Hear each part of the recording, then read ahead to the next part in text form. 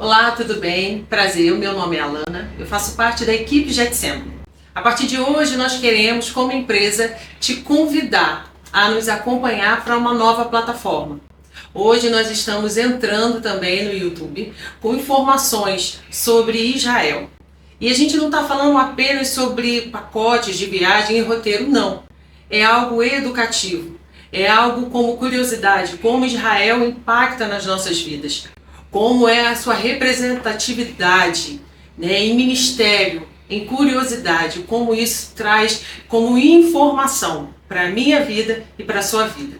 E a partir de agora fica o nosso convite. A Getsemane te convida para essa nova jornada de conhecimento.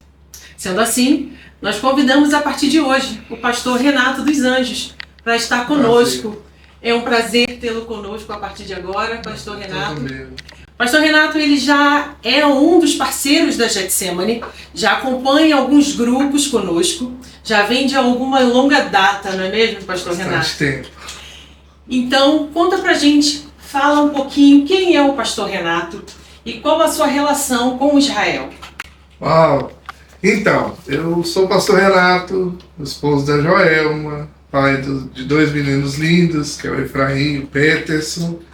Sou pastor há mais de 20 anos e o meu sonho sempre foi conhecer Israel, e através da Getsemane já é a 10ª vez que eu vou a Israel, caminhando para a 11ª. Então, assim, de um sonho Deus fez algo muito maior. Então, eu tenho o privilégio de conhecer um pouco mais Israel através dessa empresa tão abençoada, né? É viagem com propósito. Então, eu estou aqui para ajudar vocês em alguma coisa, né? Bem, hoje nós estaremos falando um pouquinho sobre Cafarnaum. E diante disso, por que Cafarnaum é um dos lugares mais importantes do ministério de Jesus? Então, Alan, essa pergunta, para mim, ela é muito significativa, porque também é um dos locais que eu mais amo estar em Israel. E para Jesus foi um local estratégico, né? Ele escolheu a Galileia para iniciação do seu ministério, para lhe trazer os discípulos, porque a Galileia e Cafarnaum especificamente era uma aldeia de pescadores, onde tinha um pequeno porto. Dali ele podia partir para cidades vizinhas, né, Corazim, as cidades da além da Galileia, e era uma cidade conhecida em Israel, porque tinha uma sinagoga boa, tinha a presença tanto de judeus, uma presença expressiva de judeus, e gentios também, além de ser um local comercial. Então era uma cidade que tinha muito movimento, ela foi bem estratégica, e eu acredito por todos esses motivos, porque Jesus amava a Galileia, ele começou seu ministério ali. Então essa é a importância dessa cidade, uma cidade comercial, e tinha uma presença maciça de judeus, a expressão da religiosidade, além de muita presença de gentios. E acredito que isso foi um ponto forte para estar em Cafarnaum, morar ali, fazer amizade e, a partir dali, reunir os seus discípulos, seus apóstolos. Entendendo que Cafarnaum, então, ele carrega uma história bem específica e bem expressiva. Diante disso, o senhor conseguiria relatar para a gente ou mencionar algum versículo bíblico que traz menção exatamente isso que o senhor trouxe para nós agora? Sim, claro. Mateus capítulo 4, 13, vai falar que Jesus, depois de sair de Nazaré, ele foi para Cafarnaum, e ali então era uma cidade que ele escolheu para esse fim, né? Para continuidade do seu ministério e morar ali. Então vários textos, principalmente no Evangelho de Mateus e Lucas, são os que nos dão mais informações sobre essa cidade tão rica, né? Uma cidade que Jesus pôde operar muitos milagres. É isso. E por que Jesus veio escolher Cafarnaum como base do seu ministério? Então, Cafarnaum acredito que ganhou o coração do mestre pela necessidade das pessoas. Jesus gostava de gente, e Cafarnaum tinha muita gente, e não tinha só gente do povo de Israel. Como era uma cidade comercial, era uma cidade que tinha um fluxo de pessoas muito grande. Então, para mim, é gente. Jesus gostava de gente. E ali tinha tanto pessoas simples, como religiosos, como pessoas que não tinham religião, que estavam ali por causa do comércio, da pescaria.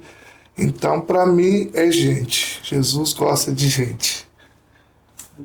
Bem, quais os milagres aconteceram ali em Cafarnaum? Então, os milagres de Jesus foram diversos em Cafarnaum. A Bíblia registra pelo menos 15 grandes milagres ali em Cafarnaum. Mas acredito que os mais conhecidos são a cura da mulher do fluxo de sangue, da filha de Jairo, do servo do centurião e, por que não dizer, do paralítico, né, que foi alçado ali pelo telhado por 4 amigos e recebeu então a cura do Senhor. Então foi uma cidade que viveu uma experiência de milagres, de muitos milagres ali. E João vai falar que se fosse relatar todos os milagres de Jesus, não caberia em todos os livros do mundo, né? Mas a Bíblia registra pelo menos 15 grandes milagres em Cafarnaum. Bem, o que Cafarnaum representava espiritualmente para as pessoas daquela época? Então, como eu disse, Cafarnaum tinha uma presença de judeus muito significativa e era uma cidade que tinha sinagoga. Então a expressão religiosa em Cafarnaum era muito forte. E Jesus estava ali, ao mesmo tempo que ele realizava milagres, ele confrontava a religião rasa. Então, assim, as pessoas tinham acesso à religião, ao culto, à sinagoga, ao Shabat, mas eles eram confrontados quando Jesus trazia ali o reino de Deus, além de apenas práticas religiosas. Então, Cafarnaum carrega essa expressão religiosa, mas o que é confrontado o tempo todo no ministério de Jesus. E isso é lindo, né? E eu acredito que, como uma curiosidade pessoal e de muitos que estão nos acompanhando, diante desses relatos, né, de ser o centro, o início do ministério de Jesus, e se ver pisando nessa terra, se ver pisando nesse lugar, qual é o misto de emoção, aquilo que o Senhor ministrou no seu coração a primeira vez? Porque, como o Senhor mencionou, é a 10ª vez que o Senhor já esteve em Israel. E a primeira vez que se pisa em Israel, na Galileia em específico, em Cafarnaum, como estamos mencionando agora. O que o Senhor ministrou no seu coração? O Senhor é capaz de lembrar, trazer à memória? Ah, claro. A primeira vez é inesquecível em Israel. Para mim, eu estava na casa do mestre, eu estava no local onde Jesus, por mais que ele ia para as outras cidades, ele voltava para Cafarnaum. A gente tem uma comprovação arqueológica, né, dessa cidade, por tudo que foi encontrado ali, e a gente sente paz, a gente sente algo lindo. Quando eu olho ali a casa que foi preparada para os primeiros cultos da igreja, foram ali em Cafarnaum. Exatamente onde era a casa da sogra de Pedro. Hoje tem uma igreja, né, em forma octogonal ali. Quando eu chego mais próximo ao mar, eu vejo o acesso rápido que ele tinha ao mar da Galileia. Quando eu chego na sinagoga, eu lembro dos textos, ele ali expulsando demônios e falando ali na sinagoga. A gente pode olhar o pequeno vilarejo e lembrar dos milagres da mulher do fluxo de sangue, do paralítico. Então a gente se conecta muito mais com o texto bíblico. Então, para mim, foi significativo demais estar em Cafarnaum. Como eu disse, é um dos locais que eu mais amo Israel, por todo esse sentimento de poder estar no lugar que eu posso dizer: Jesus pisou por aqui, ele passou por aqui. Isso, para mim, é muito significativo. Muito, muito mesmo. De verdade, nós cremos que é a história ganhando vida. Sim, né? sim, claro. Então, e existe alguma palavra que Jesus deixa sobre Cafarnaum e que nos chame a atenção no dia de hoje? Claro, o que Jesus deixa sobre Cafarnaum é algo muito terrível, porque quando a gente chega na cidade, a gente vê que a profecia se cumpriu. Jesus ele vai deixar uma advertência para Cafarnaum, porque ela experimenta muitos milagres, mas ela não corresponde com arrependimento. Então ele vai dizer: ai de ti, Cafarnaum, você se ergue aos céus, né? Falando da sua grandeza, mas descerás ao inferno por causa da sua incredulidade. Isso nos faz pensar. Não podemos viver uma vida apenas religiosa. Nós temos que pensar que quanto mais luz de Deus, mais responsabilidade nós temos. Quanto mais nós recebemos milagres, mais responsabilidade para com o outro nós temos. Então, assim, Cafarnaum viveu algo exponencial, mas ela não correspondeu isso em forma de arrependimento, em forma de conversão. E por isso o Senhor fala, olha, se em Sodoma e Gomorra, se em Tiro e Sidom, tivesse feito os milagres que em ti foram feitos, eles teriam se convertido como um todo. Então essa palavra para mim é a mais marcante, deixada para Cafarnaum. E a pessoa que visita Cafarnaum, ela vai ver exatamente o que Jesus profetizou. Se eles não convertessem, não ficaria pedra sobre pedra. Então a gente vai basicamente visitar ruínas e perceber que quando eu não correspondo ao investimento do Senhor na minha vida, só sobra ruínas para nós. Então essa é a advertência que fica para essa idade e para cada um que está nos ouvindo aí. Bem, pastor Renato, fala pra gente onde fica Cafarnaum hoje, geograficamente. Geograficamente, Cafarnaum é uma cidade para o norte de Israel, ali na região da Galiléia, noroeste da Galiléia, próximo a Tábega e Corazim e outras cidades ali citadas no texto bíblico, bem ali ao norte de Israel.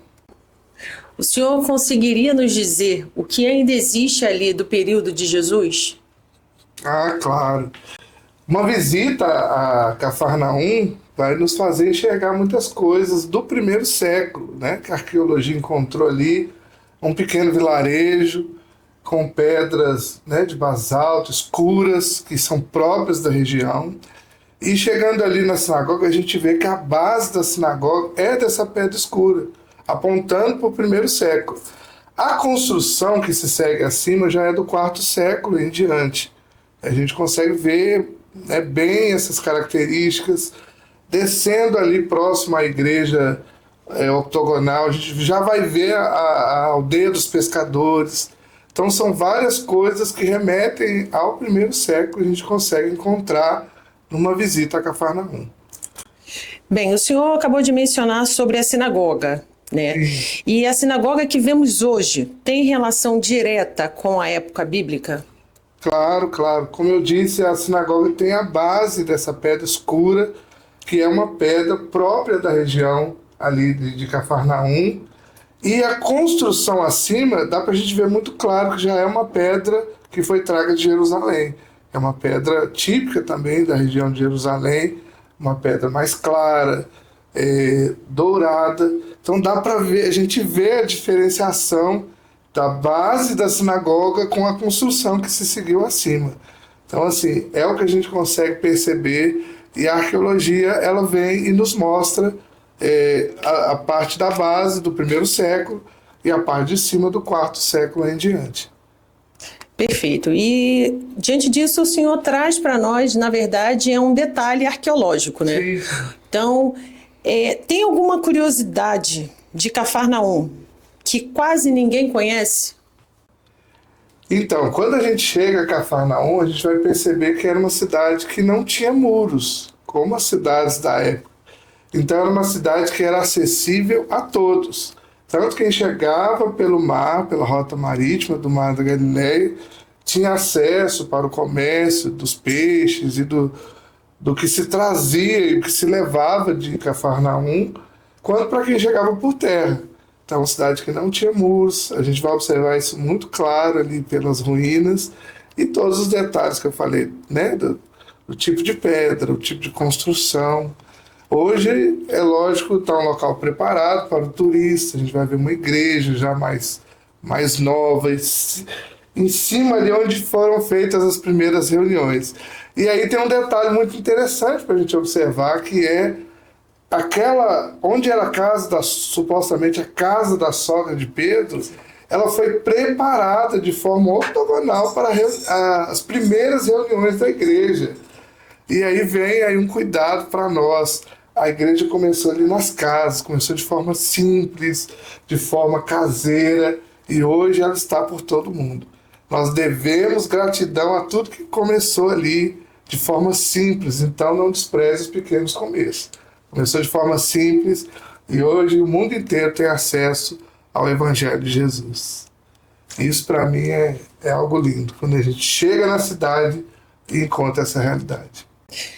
Bem, pastor Renato, o que o senhor conseguiria nos relatar o que sente uma pessoa ao pisar em Cafarnaum? Cafarnaum, a gente sente paz quando chega naquele local. É um local de reflexão, é um local onde a gente consegue sentar ali debaixo das árvores hoje. Tem um local preparado ali para os grupos e refletir sobre cada milagre, sobre cada história. Então, para mim, é um local de reflexão. Exatamente para a gente pensar o que a gente tem feito com tudo que a gente está recebendo do Senhor.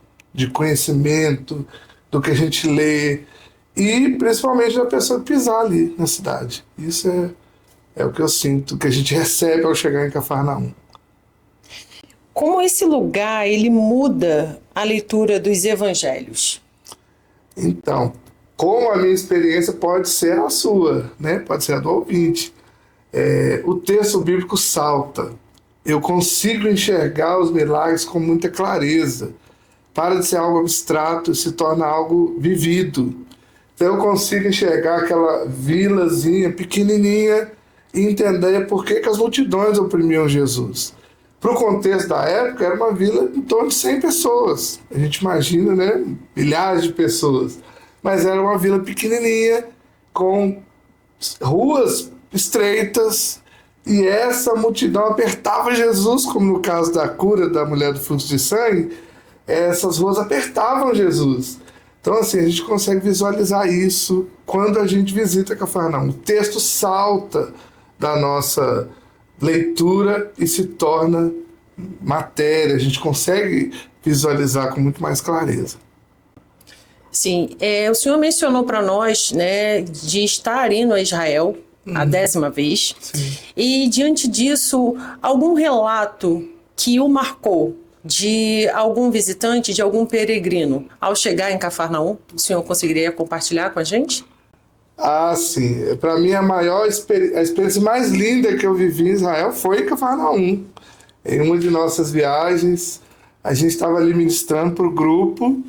Era um grupo grande, acho que 55 pessoas. E a gente estava ministrando, a presença de Deus estava tão forte.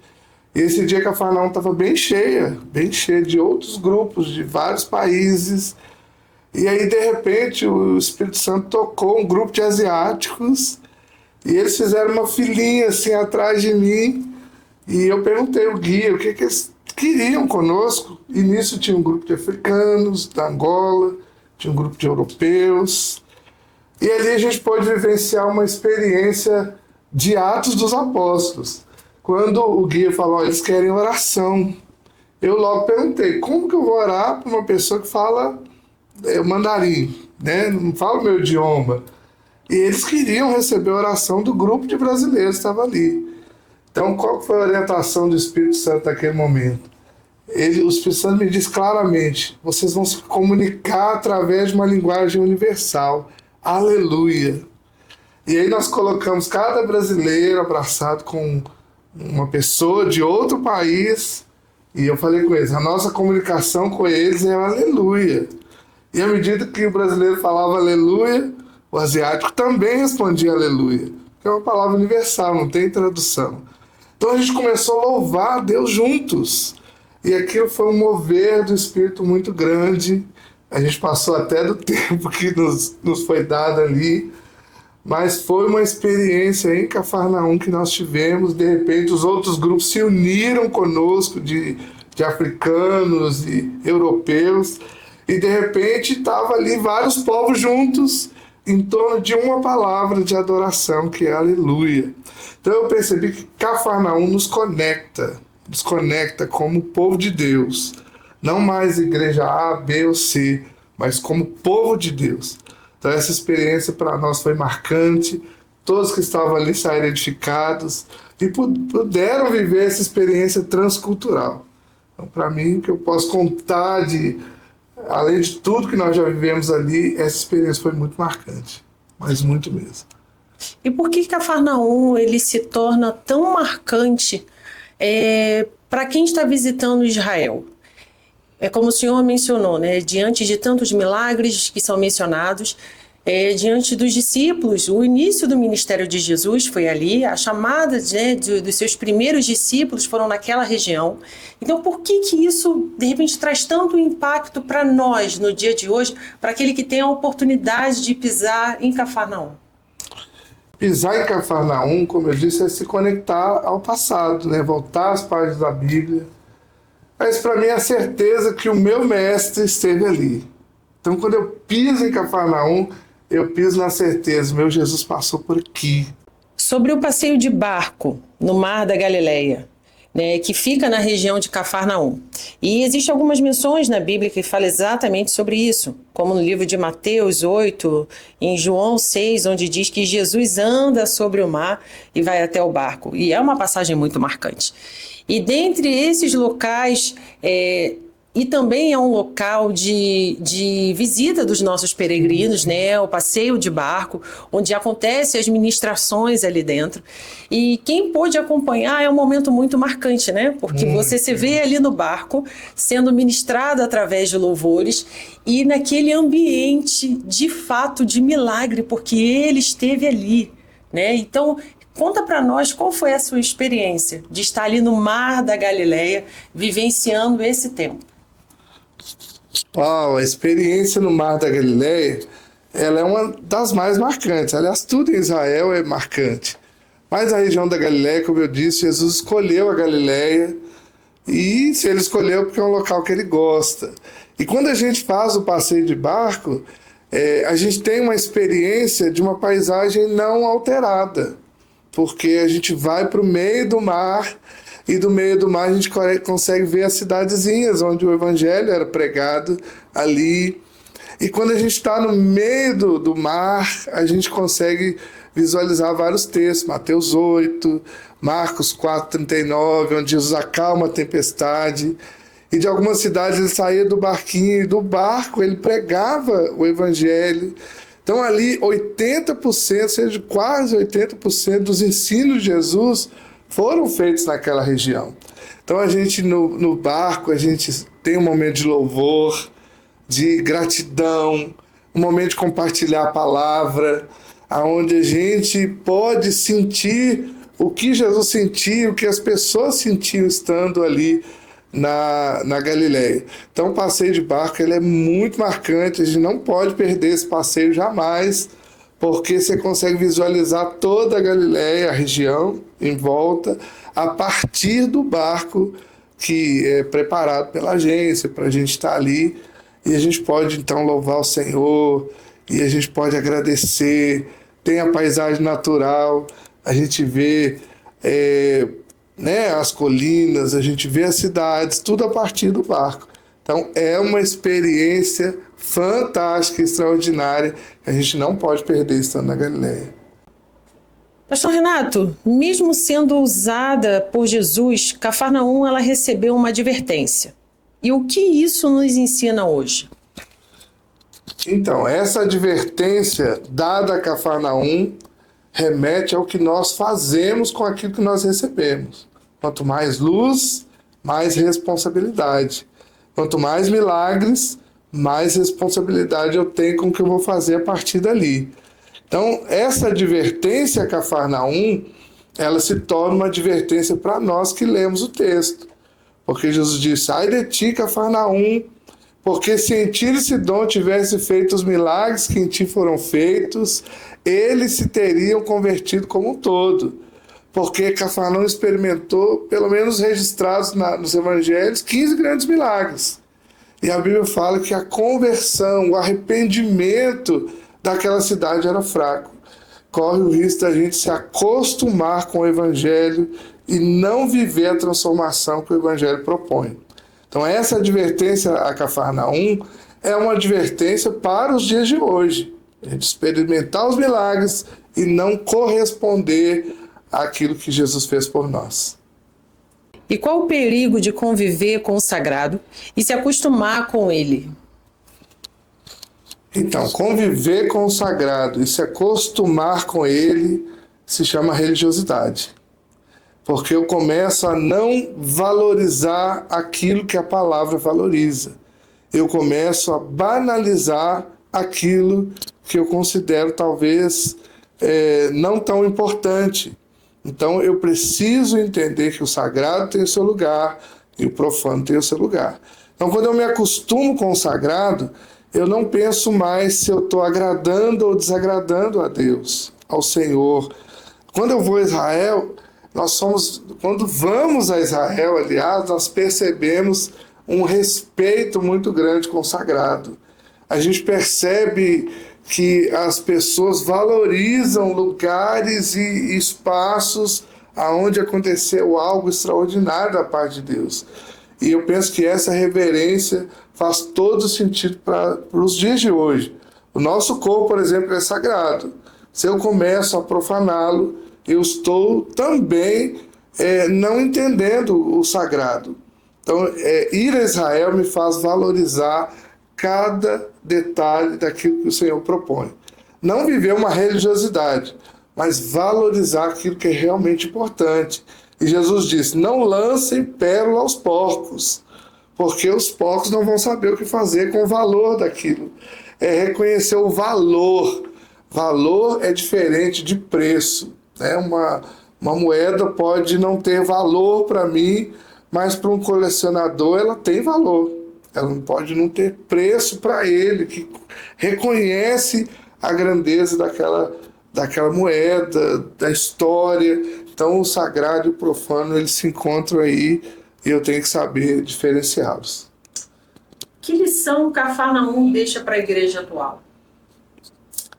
Para a igreja atual, como eu disse, começou de forma simples e deveria continuar de forma simples. A primeira igreja se reuniu em casa da sogra de Pedro, de uma forma simples, os apóstolos se reuniam, a igreja posterior, que é a igreja bizantina, reunia ali também, tanto é que foi construída essa igreja octogonal em respeito aos bizantinos, e Cafarnaum nos deixa essa lição. Se eu pudesse definir uma palavra, eu falaria milagre e respeito por tudo que Jesus fez naquela cidade, por tudo que ele ainda faz hoje por nós, porque se o evangelho chegou até nós, ele começou de forma simples, numa casa simples, com reuniões simples, e a gente precisa valorizar. É na simplicidade que a gente consegue extrair as melhores memórias. E tornar isso grande, sem perder a essência, é o desafio da igreja atual. Tornar aquilo que começou simples, grande, sem perder a essência, é o que Cafarnaum tem para nos trazer, além da advertência de não esquecer de tudo que Deus fez.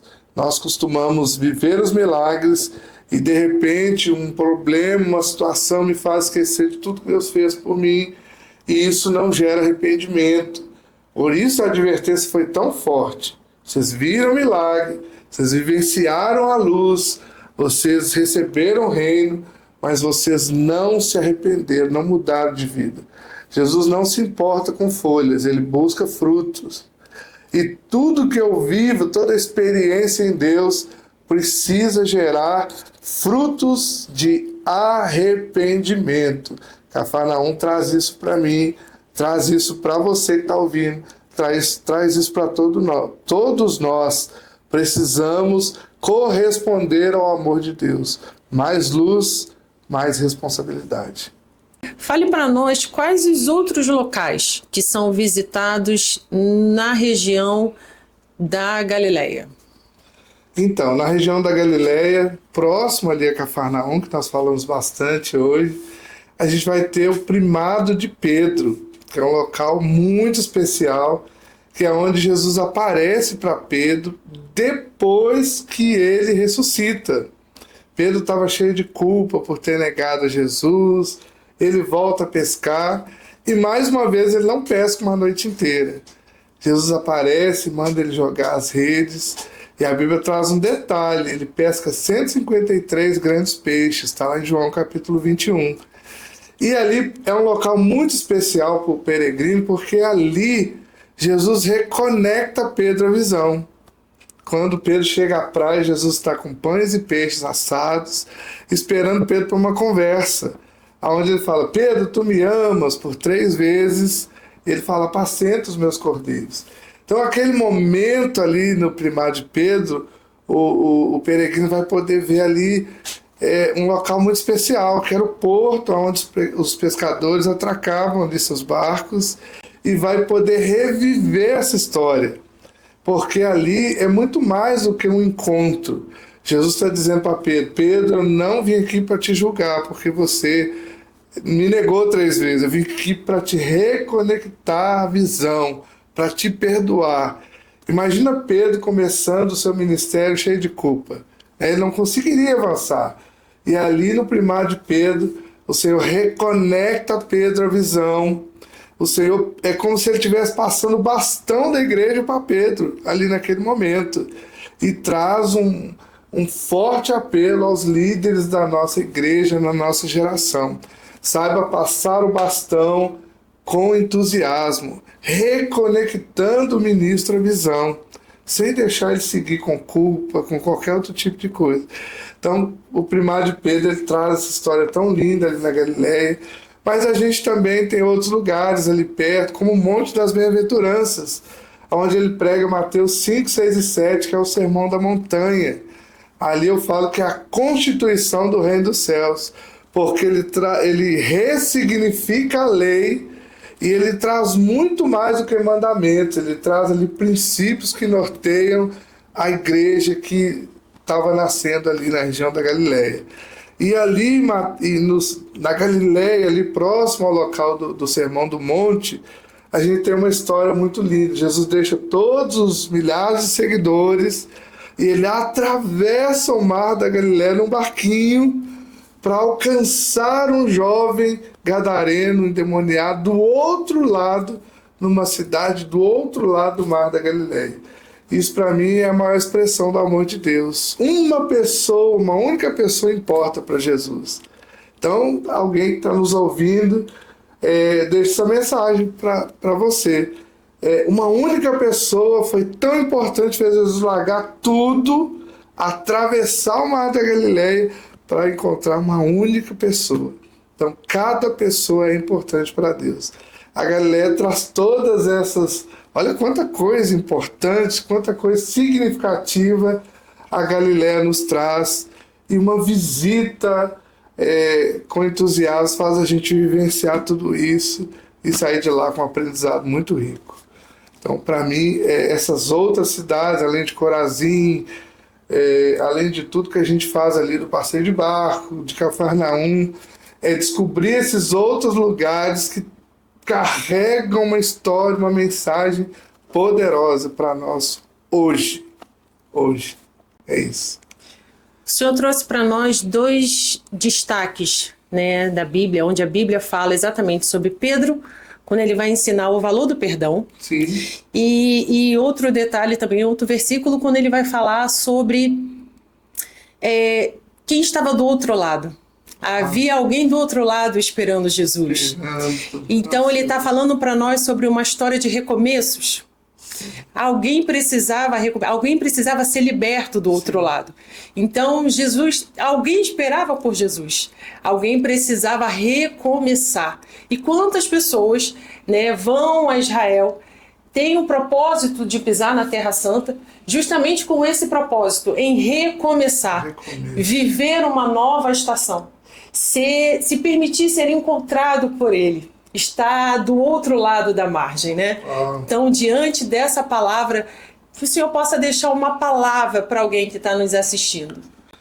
Então, o que eu posso deixar para a gente hoje, eu me incluo nisso, tanto para aquele gadareno, foi um recomeço, ele precisava mudar a vida, a história dele, eu acredito que marcou a história dele por toda a vida dele, quanto Pedro, que já tinha andado com Jesus 3 anos e pecou, agora Pedro tem a oportunidade de um recomeço. Então, um recomeço lá para quem ainda não tinha tido encontro e um recomeço do lado de cá para quem já tinha uma vida com Jesus e talvez se desviou, saiu do propósito. Então eu quero dizer que sempre haverá um novo dia para você. Sempre haverá oportunidade de recomeço, né, Alana? Não importa se é aquele que ainda não teve experiência quanto aquele que já caminhou com Jesus e errou. Sempre haverá uma nova oportunidade. Então Jesus nos mostra isso na Galileia. Jesus nunca foi ali para acusar Pedro. Ele foi ali para reconectar Pedro à visão. Da mesma forma que ele atravessou para alcançar um e trazer aquele perdido de volta para o caminho. Então, essa mensagem que eu deixo para você hoje, que ouve, né, esse podcast, essa mensagem, para que você entenda que sempre haverá oportunidade de recomeçar em Jesus. E a Galileia é um ótimo local para a gente aprender isso. Pastor Renato, onde as pessoas podem acompanhar o seu trabalho, as suas mensagens? Onde elas podem te encontrar? Então, eu sou pastor ali em BH, em Belo Horizonte, a Igreja Batista Fonte de Água Viva, uma comunidade que a gente ama, minha esposa me auxilia, temos, né, o pastor Wagner, que é o nosso parceiro ali, e eu estou no Instagram, Renato Martins Queiroz, com K, você pode me chamar lá que a gente conversa, qualquer dúvida eu estou à disposição para servir o reino. E se você ama Israel, eu já te amo, porque eu amo estar ali e poder passar todo o aprendizado, né, que a gente tem naquela terra tão maravilhosa. Deus te abençoe, é um prazer. É isso.